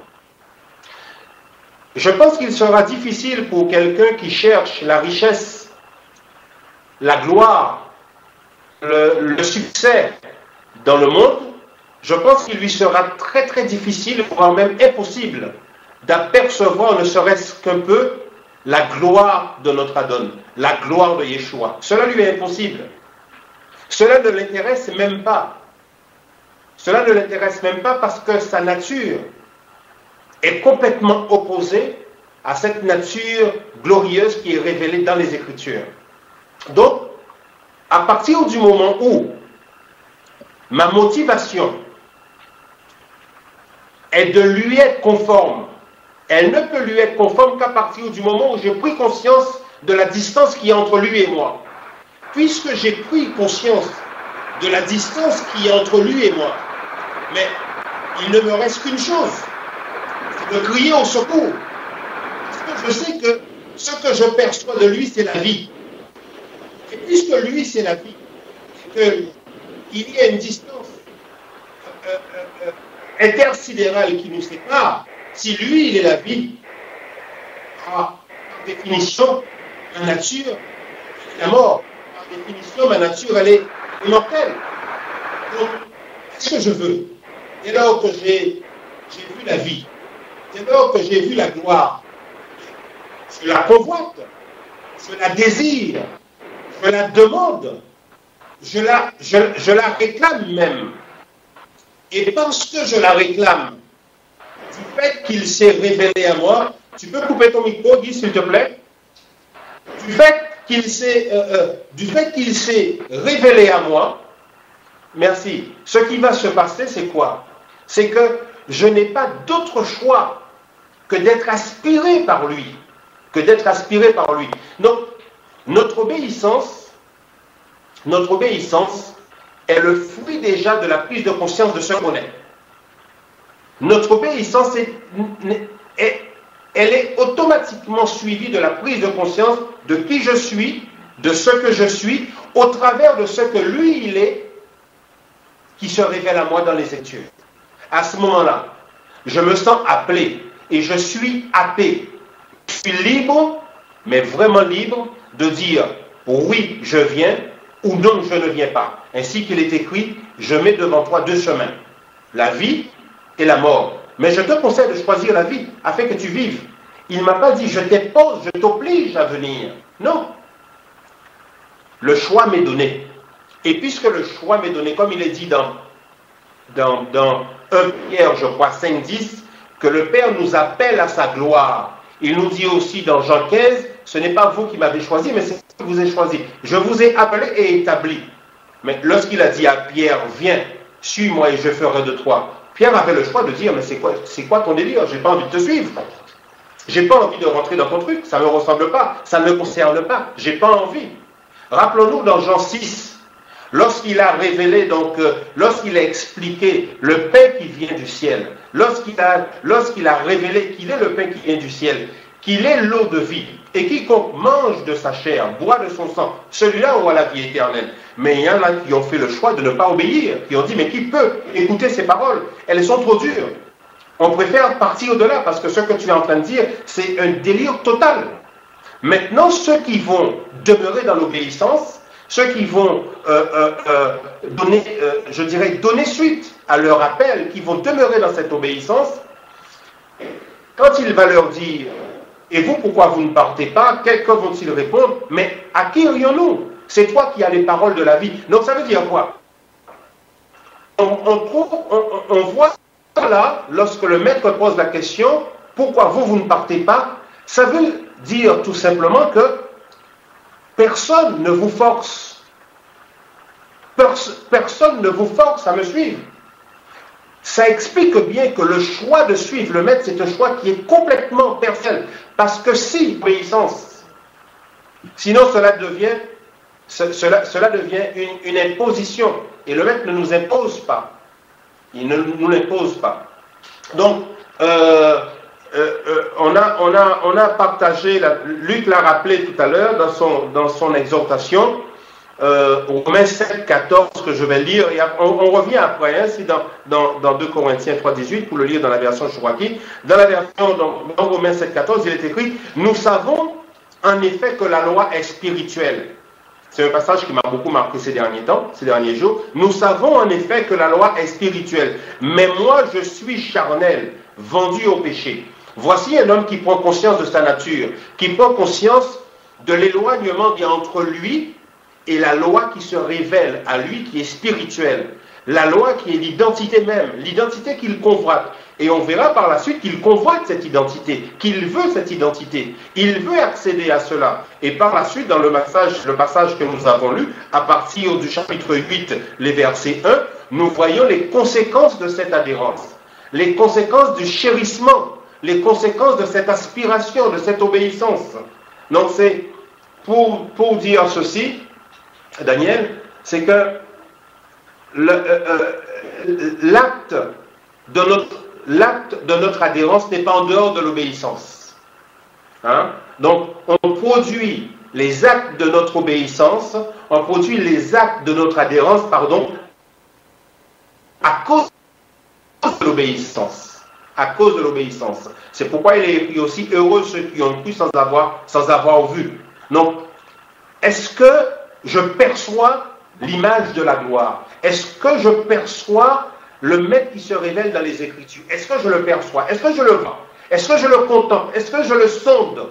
Est-ce que j'accepte d'y aller? Est-ce que je veux y aller? Est-ce que je lui dis oui? Là sont les questions que nous devons nous poser. On peut lire dans la version Chouaki, s'il vous plaît? Oui. Donc 2 Corinthiens 3, 18. Oui, verset 17 à 18. Hein. Alors, donc, oui, la donne est souffle. Et là où est le souffle de la donne, là, la liberté. Nous tous, réfléchissant à face découverte, la gloire de la donne, nous sommes métamorphosés dans la même image, de gloire en gloire, comme par la donne le souffle. Amen. C'est extrêmement puissant. C'est extraordinaire. On voit bien ici qu'il y a une transformation, qu'il y a une métamorphose, mais cette métamorphose est la conséquence de quelque chose en amont. C'est une conséquence. Et ce qui est très important, Jean-Michel, dans le passage que nous lisons, il dit clairement, oui, la donne est souffle, la donne, il est esprit. Et qui dit esprit dit liberté, hein, dit liberté. Hein, qui dit esprit dit liberté. Liberté vis-à-vis de la création, que ce soit créature spirituelle ou créature matérielle. Hein, donc c'est pour ça que Yeshua, pendant les jours de sa chair, c'est la créature qui dépend de lui. Lui ne dépend pas de la créature. C'est la créature qui dépend de lui. Donc aussi longtemps que nous sommes à un niveau où nous dépendons de la créature, il est impossible d'adhérer dans la donne. Il est impossible d'obéir, de le suivre. Donc le lien du disciple avec l'esprit qui est le Mashiach sort le disciple de la condition de dépendance à la créature. C'est-à-dire la créature commence à dépendre du disciple par le maître qui est en lui. Vous voyez par exemple le témoignage que l'Isaac rend là où il est, d'une profondeur extrême. C'est qu'en fait ce que le maître veut nous amener à comprendre, c'est que en le suivant, le lien qu'il nous donne avec lui, il nous rend dépendants de lui au point que face aux obstacles, nous ne pouvons pas chercher les moyens ailleurs pour avancer. Le moyen, c'est lui. Il nous le donne. C'est lui qui est en nous. C'est lui qui est le moyen. Pour qu'on avance. Parce que si nous suivons Yeshua, et quand on est face aux obstacles, il faut que nous allions chercher la solution ailleurs. On ne pourra jamais le suivre. Jamais. Jamais on ne le suivra. Et si on dit, c'est-à-dire vous dites Yeshua, tout pouvoir lui a été subordonné dans les cieux, sur la terre. Mais vous dites comme ça, votre maître Yeshua, tout lui a été subordonné dans les cieux, sur la terre. Pendant ce temps, vous êtes dépendant des imposteurs, ceux qui représentent Satan. Mais ils rigolent de vous, ils disent mais ils sont fous, ils ne savent pas de quoi ils parlent. Donc c'est ça. Donc c'est vraiment important et de comprendre donc toujours pour répondre à Daniel, c'est qu'en réalité, l'adhérence qui est l'obéissance, elle est vraiment, elle est libre. Bon, elle est libre parce que le maître le dit, comme il le rappelait, personne ne m'arrache ma vie, je la donne librement. Je la donne. C'est-à-dire celui qui est révélé dans son maître, il se rend à son maître. Il le suit librement. C'est-à-dire au prix de tout, il le suit parce qu'il comprend que c'est le maître qui est la vie, c'est lui qui est la gloire. Il croyait que la gloire était ailleurs, la richesse était ailleurs, l'intelligence était ailleurs, bâtir son avenir, je croyais que c'était ailleurs, mais finalement je découvre que c'est lui, donc je vais le suivre. Mais je le suis. C'est là le véritable problème. C'est donc ce qui nous conduit de gloire en gloire dans sa connaissance. De gloire en gloire dans sa connaissance. Et il arrive à un niveau que c'est lui-même qui s'est bâti en toi, c'est toi qui parle de lui, mais c'est lui qui parle de son Père au travers de toi. Tu n'es qu'un instrument. Mais la porte d'entrée, donc c'est là où je voulais lire un autre verset dans l'Évangile que vous connaissez très bien, hein, où il dit qu'il est la porte des brebis. La porte des brebis. Celui qui n'entre pas par la porte, celui qui n'entre pas par la porte des brebis, mais qui entre par la fenêtre, c'est un brigand. Parce qu'en fait, le trésor que l'Élohim nous réserve, mais c'est Yeshua qui est la porte. Mais si nous ne le suivons pas, lui qui est la porte, mais tu passeras par où pour accéder dans ce que l'Élohim réserve à ses... C'est lui qui est la porte, l'héritage que l'Élohim réserve à ses enfants. Donc l'adhérence nous permet d'entrer par la porte, par la porte, par la porte. Donc c'est très important et que nous le comprenions. Moi, c'est le conseil que nous pouvons nous donner de façon sincère. C'est-à-dire que déjà même, les ouvriers qui ont le lien réel avec Yeshua, ils ont le discernement. Ils savent discerner les esprits qui adhèrent dans la vérité et ceux qui n'adhèrent pas. Bon, et c'est pour ça que le vrai disciple du Mashiach, qui a le lien, qui est fusionné au maître, ce n'est pas un aveugle. Il ne peut pas passer du temps avec des gens dont il est certain que ces gens-là, leur adhérence, c'est dans le mensonge, c'est à autre chose que la vérité. C'est comme ça que le maître lui-même nous a montré. Et vous-même, si à un moment donné vous réalisez que votre disposition, l'objet de votre n'est pas adhérer dans la vie qui est le maître, ça ne sert à rien de passer du temps même pour dire que je prie. Ah oui, ça c'est clair. Je vous dis, ça ne sert à rien de dire que je prie. Parce qu'il y a un fondement qui est posé. C'est pour ça qu'on a perdu du temps inutilement dans la religion. Ce temps-là, il vaut même mieux que si tu es convaincu que tu n'es pas appelé à suivre le maître hors de la porte. Si tu peux, tisse même des liens avec Satan. Parce que dans tous les cas, même si tu te limites au bas de la pyramide du monde, tu vas subir le jugement qui vient. C'est pour ça que les Écritures disent c'est celui qui veut se souiller, mais qu'il se souille sans limite. Et que celui qui veut se purifier, mais qu'il se purifie sans limite.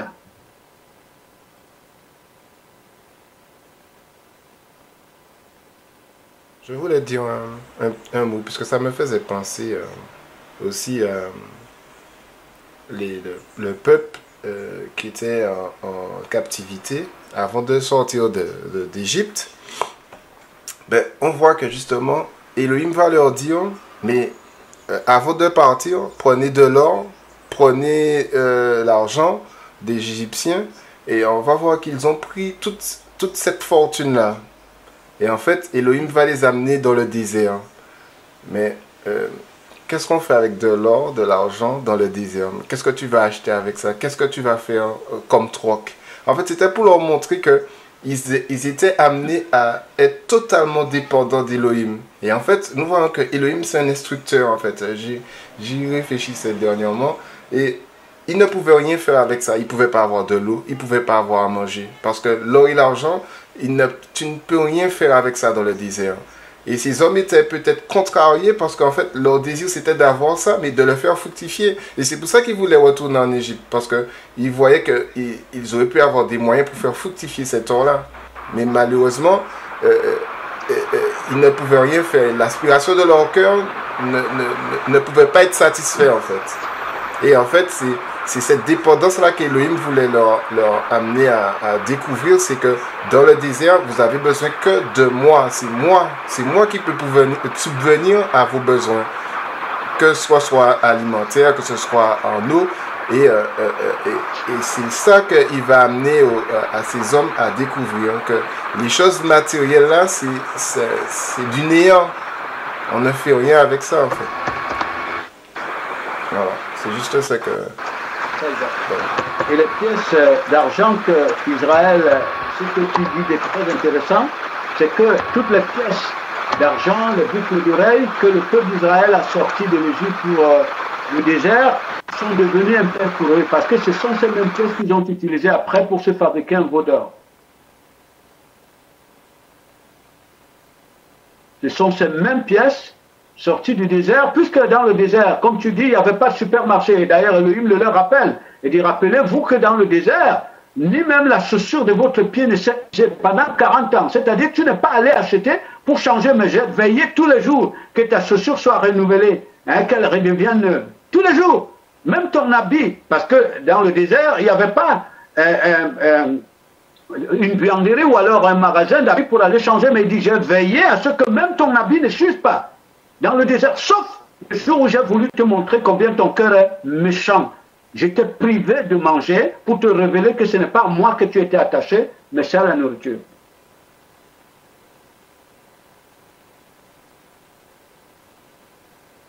Oui. Non, c'est vraiment ça que notre Père nous aide. C'est vrai, c'est vrai. Que notre Père nous aide. C'est vrai. Amen.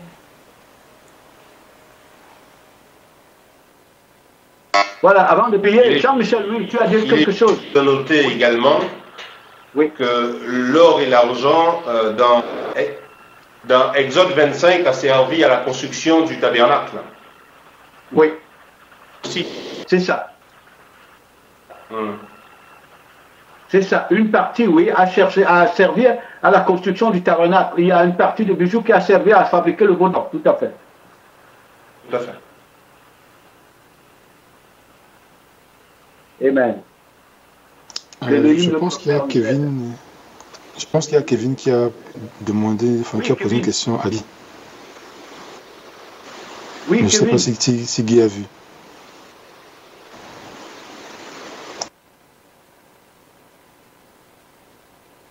On ne t'entend pas.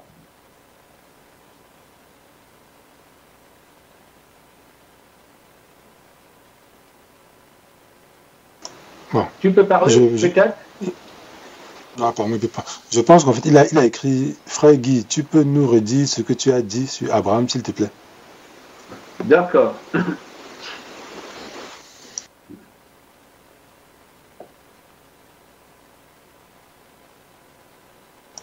Guy? Guy, tu entends? Guy, est-ce que tu nous entends?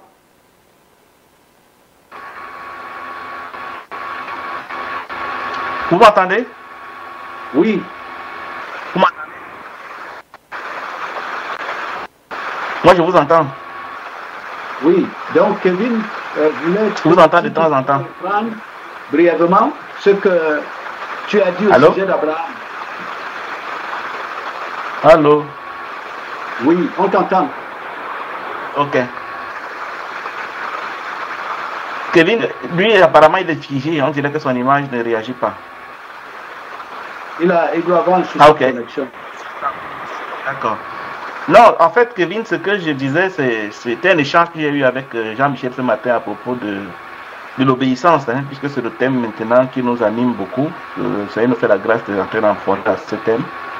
Et nous savons que les exemples bibliques nous sont donnés pour nous enseigner. Et Hébreux 11 nous donne une liste, une panoplie des héros de la foi qui ont obéi d'une manière, ma foi, excellente, qui ont été agréables à Elohim, et des exemples desquels on s'est inspiré. Et l'exemple qui nous a retenu ce matin, Jean-Michel et moi, c'était Abraham, son exemple d'obéissance. Nous avons dû observer. Il a fallu d'abord quitter sa patrie, sa contrée, son village, ses relations. Ce n'est pas moins difficile pour nous aujourd'hui. Si on avait reçu un... Mais la difficulté, enfin, les épreuves d'obéissance vont aller crescendo avec le temps. Le temps pour le maître, pour le père de l'enseigner, pour le père de se faire connaître à lui, pour que la révélation de qui est le père grandisse en lui, jusqu'au point où il est prêt à lui sacrifier sa propre vie, parce que son fils était lui. Donc c'était progressif. Et nous passons tous par le même chemin de croissance dans l'obéissance. À mesure que nous obéissons, nous avançons à la prochaine épreuve. Et si nous refusons d'obéir à une épreuve, n'attendons pas d'aller à la prochaine. Et notre marche peut s'arrêter à ce niveau parce qu'on a refusé de faire le pas. Donc il s'agissait de ça en fait. Nous devons savoir qu'il y aura une succession d'épreuves qui nous permettent de savoir jusqu'où nous en sommes déjà, jusqu'où nous le connaissons, jusqu'où nous pouvons lui faire confiance, jusqu'où nous lui faisons confiance, jusqu'où nous croyons qu'il est ce qu'il est et que ce qu'il a dit est ce qu'il a dit. C'est ce que les héros de la foi dans la parole nous montrent. À l'exemple dans Data, qui a attiré notre attention et où nous avons vu que ça marche avec le père, jusqu'à l'épreuve d'Isaac, depuis l'alliance, c'est près de 30-32 ans. Si on suppose qu'Isaac avait 7 ans quand il le sacrifiait.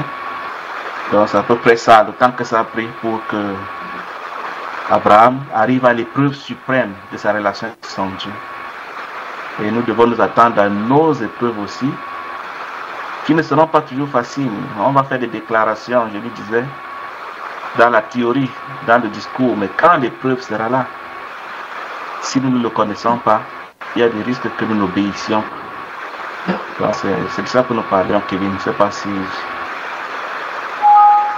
ça répond à ta question. Non, je pense qu'il a suivi, Guy. Jean-Michel, tu nous écoutes? Allô? Oui, je suis là. Oui. Voilà, donc c'est toi qui termine ce moment par la prière. Mais il y a un point très important qu'il faut relever sur ce que Guy a dit. Un point très important, capital. C'est-à-dire que quand on parle de l'obéissance d'Abraham, comprenons-le très bien, l'obéissance d'Abraham commence dès le moment que Elohim lui donne l'ordre, quitte la nation de tes pères. Quitte l'héritage de tes pères pour un héritage que je te réserve. C'est-à-dire que l'expérimentation d'Abraham, des épreuves, commence le moment où il a quitté l'héritage de ses pères. Nous ne pouvons pas entrer dans l'expérimentation qui nous conduit au statut du Mashiach en étant dans une voie contraire à celle qui nous conduit vers le Mashiach. Ça, c'est très important à comprendre. Parce que l'erreur que beaucoup de gens font très souvent, c'est qu'ils pensent qu'en suivant un chemin opposé, par exemple celui du monde, hein, celui de la dépendance au monde, on pense que sur ce chemin-là, on va connaître des expériences qui vont nous amener à percevoir la gloire vers laquelle le Maître nous conduit. En prenant l'exemple sur Abraham, non, ça c'est totalement, vraiment opposé. C'est-à-dire que les expériences, les épreuves qui nous amènent, parce que les épreuves ont un but réel. Le but des épreuves, c'est de nous transformer à l'image de notre Maître. Parce qu'il a dit de notre Maître Yeshua, il a appris l'obéissance par ce qu'il a souffert. Donc c'est un cycle d'instruction, donc de transformation, hein, qui nous amène à adhérer à notre Maître. Donc ça veut dire que cela commence dans l'obéissance, quand nous sommes sur le chemin qui nous conduit vers le Maître. Donc c'est pour ça qu'on dit clairement, par exemple, tu prends le chemin du désert, c'est dans le désert que tu entres dans la phase d'expérimentation. Ce n'est pas en dehors du chemin de l'obéissance. Et ça c'est très important, un détail très important à relever. Très important. Donc quand nous suivons une voie opposée, parce que vous pouvez voir que même les gens qui ne connaissent pas Elohim, mais tout le monde est confronté au quotidien, aux événements, aux circonstances, aux situations. Mais ce n'est pas pour autant que ces situations amènent ces gens à les transformer selon le passage que Jean-Michel nous a fait lire. Ce n'est pas pour autant que ces événements amènent ces gens à être transformés de gloire en gloire dans la connaissance du Maître. Non. C'est-à-dire que les expériences qui nous amènent à être transformés à l'image du Maître, c'est dans l'obéissance. Parce que nous avons choisi de suivre le Maître. C'est là où nous entrons dans le chemin de l'expérimentation, dans le chemin de la transformation. Ce n'est pas en dehors.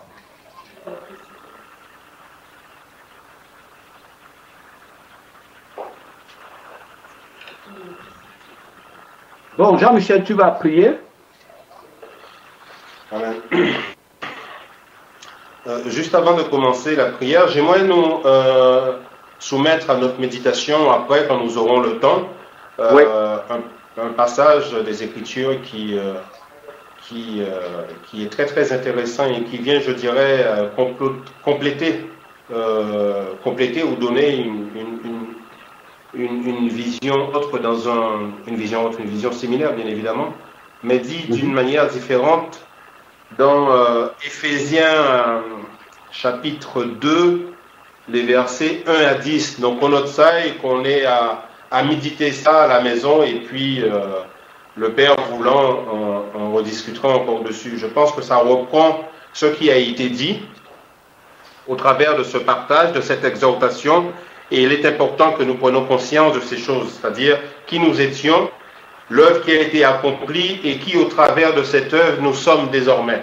Donc, Éphésiens chapitre 2, les versets 1 à 10. C'est ce passage qui m'est venu pendant l'exhortation de Luc. Tout à fait. Éphésiens chapitre 1, versets 2 à 10. Hein? Chapitre 2. Éphésiens chapitre 2. Chapitre 2, d'accord, oui. Oui. 1 à 10. Oui, je vais le noter. Voilà. Voilà. Donc nous allons prier. Yahvé Adonai, toi notre Elohim, notre Père, toi notre Sauveur au moyen de ton Fils bien-aimé, notre Maître et Adon Yeshua, nous te bénissons, nous te louons, nous te rendons grâce. D'un cœur reconnaissant et unanimement, nous te disons merci pour ce temps que tu as permis, ce temps que tu as disposé depuis. Toi qui sais toutes choses, toi qui as commencé avec nous cette journée, toi qui la termine avec nous, tu as permis que nous ayons ce temps au travers duquel tu nous as parlé, au travers duquel tu as semé dans nos cœurs les mystères sublimes de ton identité, de ton évangile. Père, je prie et demande que cette parole puisse produire, que cette semence puisse produire dans le cœur et dans la vie de chacun d'entre nous. Que nous ne soyons pas des auditeurs oisifs, oublieux, mais que nous soyons des auditeurs qui écoutent, qui retiennent ta parole et qui la mettent en pratique. Car nous croyons que ta parole seule a la puissance de nous transformer. Ta parole a la puissance seule de nous changer. Ta parole nous a permis, ta parole qui est esprit et vie, qui est lumière, qui éclaire ceux qui sont assis dans les ténèbres. Cette parole nous donne de voir qui nous étions. Cette parole de voir à quel point, à quelle dimension vertigineuse nous sommes éloignés de ta gloire. C'est pourquoi, conscients de cela, nous t'appelons à toi au secours.